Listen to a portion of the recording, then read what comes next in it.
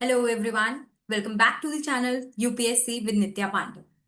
I welcome you in the editorial series where we discuss important editorials from The Hindu and Indian Express. आज पहले मैं ये analysis start करने से पहले आप लोगों को बताना चाहूंगी कि न्यूज़पेपर रीडिंग की रेलिवेंस क्या है and specially of the editorials.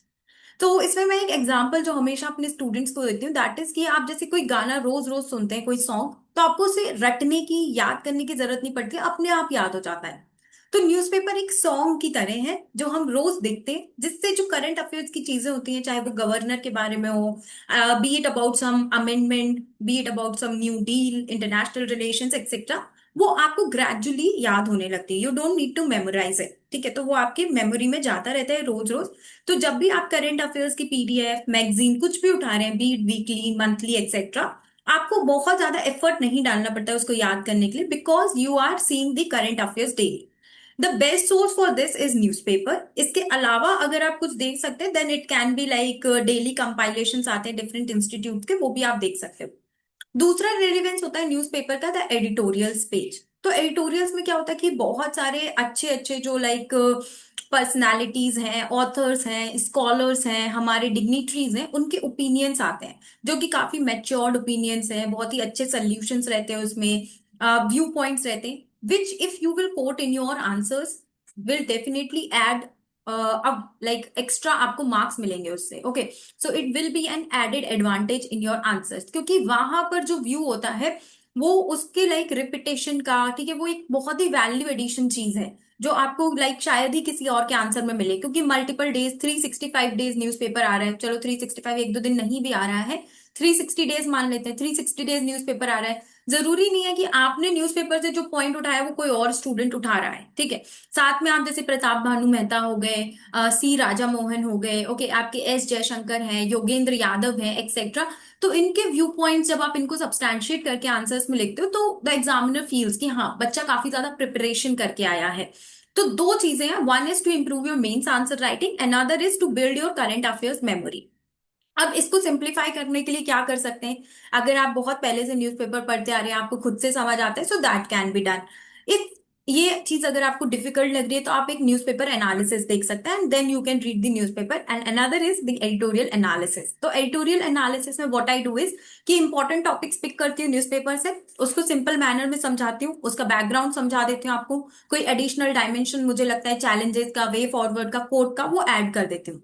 So that is all. Now today it's 3rd of June and let's start the editorial analysis. तो आज मैं तीन टॉपिक्स लेकर आई हूं आपको। One is the president rule in Manipur, another is कि यूएस और इंडिया के बीच में कोऑपरेशन हो रहा है regarding sea cables, and one more editorial we have on the resurgence of कोविड-19 पेंडेमिक।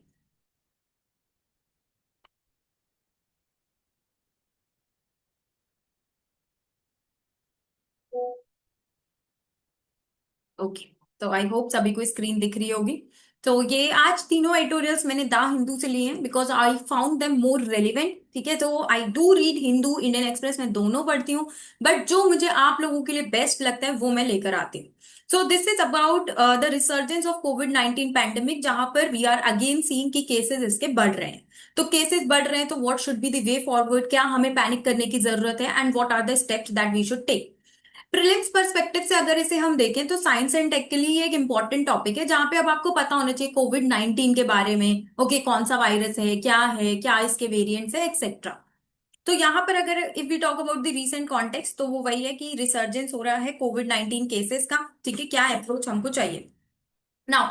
अगर हम कुछ स्टैट्स देखें तो टोटल केसेस सिंस जैन 2025 3900 के आसपास केसेस हो गए हैं।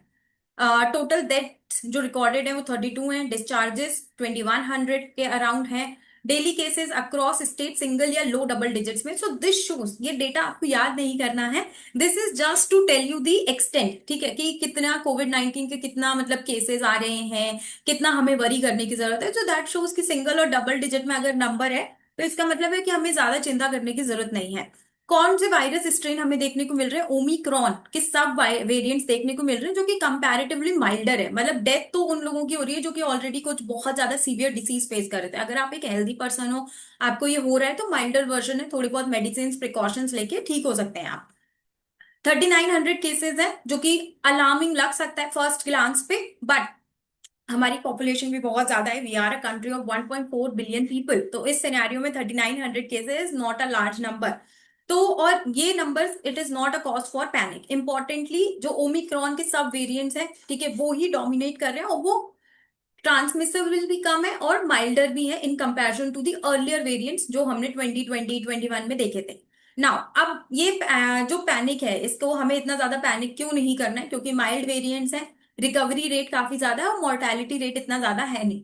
लेकिन कॉशियस किसको रहना है, जिनको ऑलरेडी कुछ कंडीशंस है। फॉर एग्जांपल, आपको कोई लिवर डिसीज है, आपको कोई लंग डिसीज है, आपको डायबिटीज है, हाइपरटेंशन है, if you are already vulnerable, तो आपको थोड़ा सा ज्यादा कॉशियस रहना है।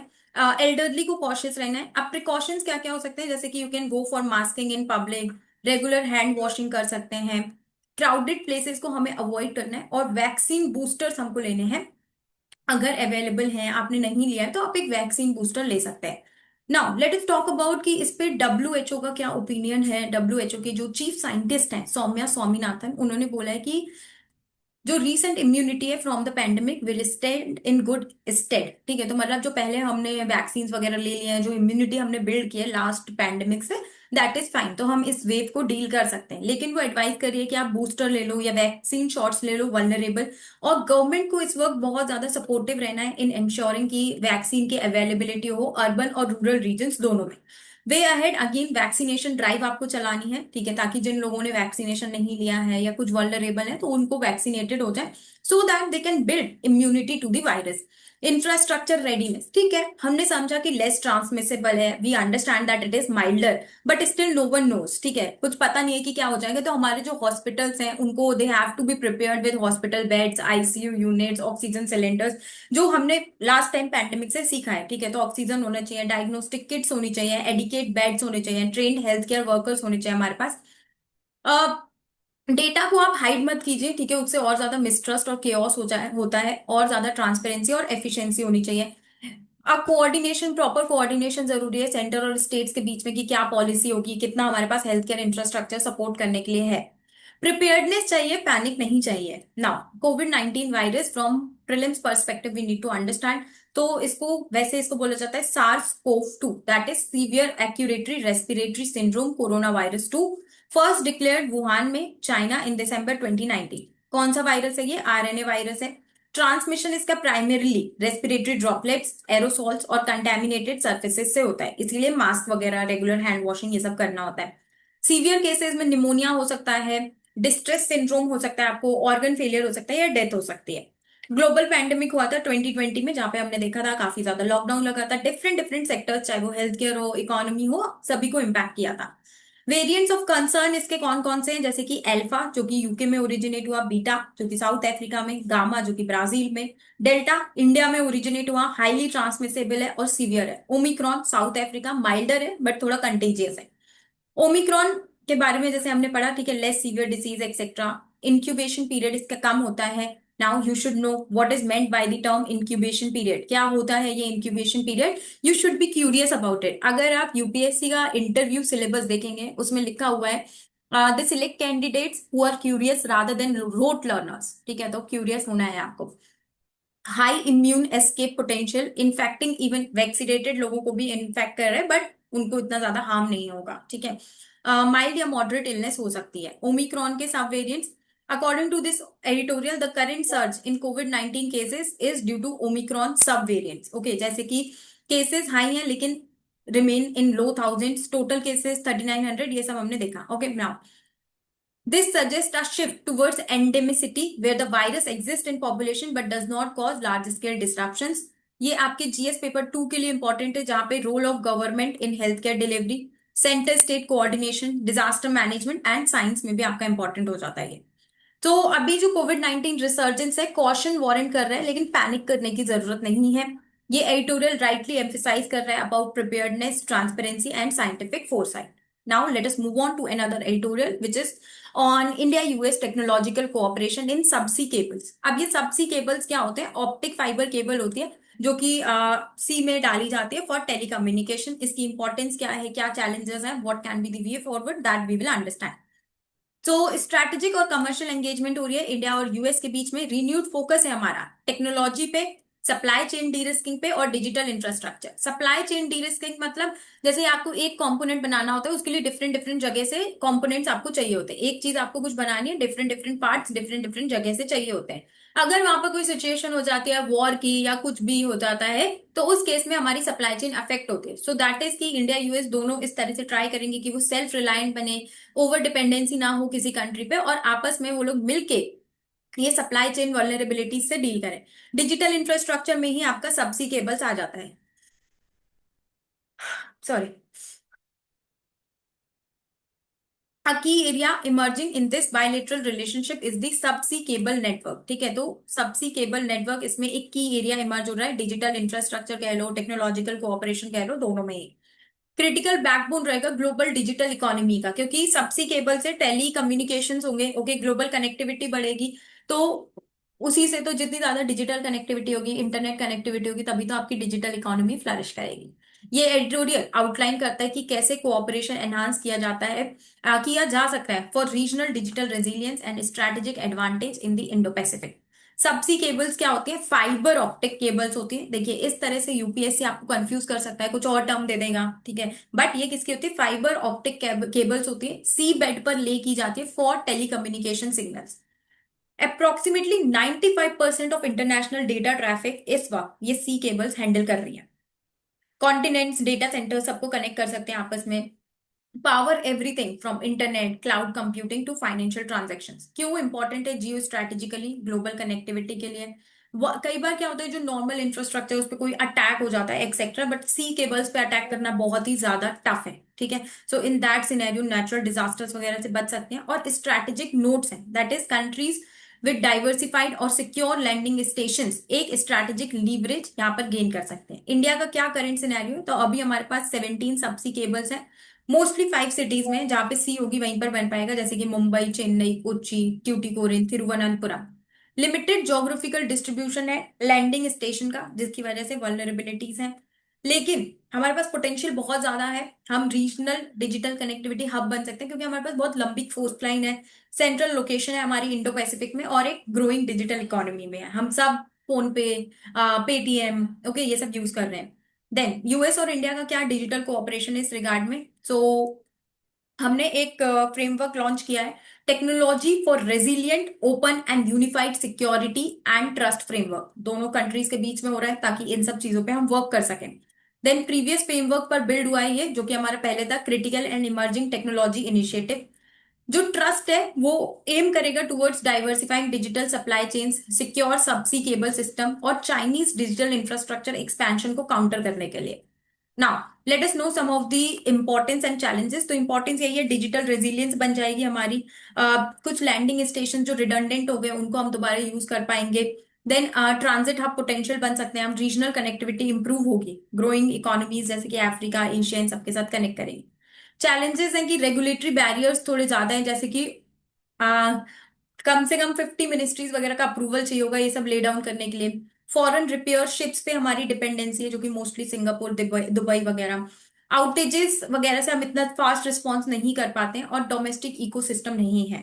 प्राइवेट सेक्टर इन्वॉल्वमेंट भी काफी लिमिटेड है। स्टेप्स इसके ऑपोजिट स्टेप्स हो जाएंगे। आउटेजेस हो रहे हैं तो फास्ट रिस्पॉन्स करो, रेगुलेटरी बैरियर्स को कम करो, डिपेंडेंसी कम करो फॉरेन कंट्रीज पे, इन्वेस्टमेंट नॉर्म्स ईज करेंगे, डोमेस्टिक कैपेबिलिटीज को प्रमोट करेंगे, जैसे कि Indian flag cable repair vessels बना लो आप। Okay, local subsea cable infrastructure ecosystem. US investment को और ज्यादा आप उसको क्या कहते हैं, हार्नेस कीजिए, जैसे कि जॉइंट वेंचर्स। फिर मेटा का जो 50,000 kilometre under sea cable project है, under India US Indo Pacific leaders statement, इस तरह के प्रोजेक्ट से हम सीख सकते हैं कि कैसे और ज्यादा एंगेजमेंट बढ़ानी है। ट्रस्ट फ्रेमवर्क के साथ इंटीग्रेट कर लेते हैं, टेक्निकल सपोर्ट देते हैं। So all this okay. Relevance ये आपकी जीएस पेपर 2 इंटरनेशनल रिलेशंस के लिए है, science and tech, internal security. So subsea cable agenda जो है ये एक क्रिटिकल इंटरसेक्शन है, टेक्नोलॉजी का भी, ट्रेड का भी, और जियो पॉलिटिक्स का। टेक्नोलॉजी तो ठीक है, न्यू टेक्नोलॉजी है। ट्रेड क्योंकि डिजिटल इकोनॉमी, जियो पॉलिटिक्स क्योंकि हम काउंटर कर रहे हैं चाइना के डिजिटल इंफ्रास्ट्रक्चर को। इंडिया के लिए ये सिर्फ एक इंफ्रास्ट्रक्चर इशू नहीं है, नेशनल सिक्योरिटी इम्पेरेटिव भी है। जैसे कि हमने देखा कि जो नॉर्मल इंफ्रास्ट्रक्चर होता है, it is vulnerable to attacks etcetera, तो नेशनल सिक्योरिटी भी ये हमारी इंश्योर करेगा। इसको स्ट्रेंथन करने से इंडिया एक रेजिलियंट और सेंट्रल डिजिटल हब बन सकता है in the Indo Pacific. Now let us move on to the next editorial which is president rule, जो कि मणिपुर में लगा हुआ है सिंस February 2025। तो रीसेंट कॉन्टेक्स्ट ये है कि यहाँ पर मणिपुर में 10 MLA साथ में मिलकर आए और उन्होंने गवर्नर को अपील की है कि एक गवर्नमेंट बना लेते हैं, हम कब तक प्रेसिडेंट रूल के अंडर रहेंगे। मणिपुर प्रेसिडेंट रूल में है सिंस Feb 2025। इस एडिटोरियल में बात की गई है कि आखिर ये प्रेसिडेंट रूल होता क्या है, किस कंडीशंस में उसे लगाया जाता है, अभी मणिपुर में क्यों लगा हुआ है। तो प्रेसिडेंट रूल क्या होता है कि जहां पर प्रेसिडेंट के पास पावर आ जाती है कि उस स्टेट का जो कंट्रोल है वो प्रेसिडेंट के पास रहेगा। President will be ruling, basically तो वो council of ministers, cabinet ministers यही सब डिसाइड करते हैं। बट लाइक द जो कॉन्स्टिट्यूशन में लिखा हुआ है कि वो प्रेसिडेंट के पास आ जाती है, but basically council of ministers, cabinet ministers etcetera, they do all the things on behalf of president. State government नहीं फंक्शन कर सकती है, इट इज द सेंटर जिसके पास इस वक्त कंट्रोल होता है। ओके, जनरली ये इसलिए होता है किसी स्टेट में अगर जैसे कि कोई इस तरह की इमरजेंसी सिचुएशंस है, कॉन्स्टिट्यूशनल मशीनरी ठीक से काम नहीं कर रही है, तो उस सिनेरियो में प्रेसिडेंट रूल इम्पोज किया जाता है। रिपोर्ट मांगी जाती है गवर्नर से, क्या लग रहा है आपको, क्या लग रहा है, क्या लगा दे president rule, constitutional machinery breakdown हो रही है, तो उसके बेसिस पे लगाया जाता है। प्रोक्लेमेशन के बाद ये प्रोक्लेमेशन दोनों हाउसेज ऑफ पार्लियामेंट को 2 मंथ के अंदर अप्रूव करना होता है। 6 महीने तक ये लास्ट कर सकता है और एक्सटेंड किया जा सकता है 3 साल तक, जहां पे आपको हर 6 महीने में पार्लियामेंट्री अप्रूवल चाहिए होगा। ओके, अगर हम जुडिशियल कंट्रोल की बात करें तो एक लैंडमार्क जजमेंट था SR बोम्मई केस, जहां पे क्योंकि क्या हो रहा था कि कई जगह क्या होता था कि सेंटर में कोई और पार्टी है, स्टेट में कोई और पार्टी है, तो वो कई बार जेन्युइन तरीके से भी प्रेसिडेंट रूल नहीं इम्पोज कर रहे थे। ठीक से कुछ कॉन्स्टिट्यूशनल मशीनरी ब्रेकडाउन नहीं है, लेकिन सेंटर अपने पास ले रहा है उस स्टेट का कंट्रोल। तो SR बोम्मई केस में सुप्रीम कोर्ट ने बोला कि जो ब्रेकडाउन ऑफ कॉन्स्टिट्यूशनल मशीनरी है वो एक्चुअल होना चाहिए, जुडिशियल रिव्यू अलाउड होना चाहिए, और legislative assembly can not be dissolve until, जब तक पार्लियामेंट प्रोक्लेमेशन अप्रूव नहीं कर रहे तब तक आप लेजिस्लेटिव असेंबली को डिसॉल्व नहीं करेंगे। पॉलिटिकल मोटिव्स के लिए ये नहीं यूज किया जाना चाहिए। पॉलिटिकल मोटिव्स जैसे कि मैंने आपको बताया कि उस टाइम पे बिहार, पंजाब, इन जगहों पे ऐसा हो रहा था। ठीक है, सेंटर में कोई और पार्टी है, स्टेट में कोई और पार्टी है, तो सेंटर वहां पे प्रेसिडेंट रूल इम्पोज कर देते थे, ऐसे ही वेग रीजंस की वजह से। तो इस जजमेंट के बाद कोर्ट ने काफी आर्बिट्ररी इम्पोजिशन प्रेसिडेंट रूल के, जैसे कि बिहार, उत्तराखंड, अरुणाचल प्रदेश, वहां पे रिवर्स भी किया है कि आपने सही रीजंस पे प्रेसिडेंट रूल नहीं इम्पोज किया है। अब गवर्नर का क्या रोल होता है? पहली बात तो गवर्नर रिकमेंड करते हैं, क्योंकि उसकी रिपोर्ट के बेसिस पे ही क्या कहते हैं ये इम्पोज किया जाता है। कई बार गवर्नर ने पार्टीशन डिसीजंस भी दिए हैं। गवर्नर को कई बार बोला भी जाता है कि वो लाइक सेंटर के ज्यादा फेवर में रहते हैं, क्योंकि ऑब्वियसली सेंटर ही उसे अपॉइंट करता है, तो वहां पर इस तरह के एलिगेशन आते हैं हमेशा गवर्नर पे। तो यहाँ पर जैसे बाई पार्टीशन डिसीजन ले लिया गवर्नर ने, for example Punjab, Orissa, Madhya Pradesh, Karnataka etcetera. Several cases में गवर्नर ने असेंबली डिसॉल्व कर दी। इनफैक्ट सीएम के पास मेजोरिटी है, वहां पे एक वायबल गवर्नमेंट है, लेकिन फिर भी असेंबली डिसॉल्व कर दी गई, तो ये सही चीज नहीं थी। ना, अब इसको रिवोक कब कर सकते हैं? एक बार इम्पोज कर दी, फिर प्रेसिडेंट इसको कभी भी रिवोक कर सकते हैं। इसके लिए पार्लियामेंट्री अप्रूवल की जरूरत नहीं है रिवोक करने के लिए, प्रेसिडेंट ने लगाई थी, प्रेसिडेंट ने रिवोक कर दी। जनरली रिवोक कर दी जाती है अगर वहां पर एक मेजोरिटी गवर्नमेंट आ जाती है, कोई नया कोएलिशन आ जाता है।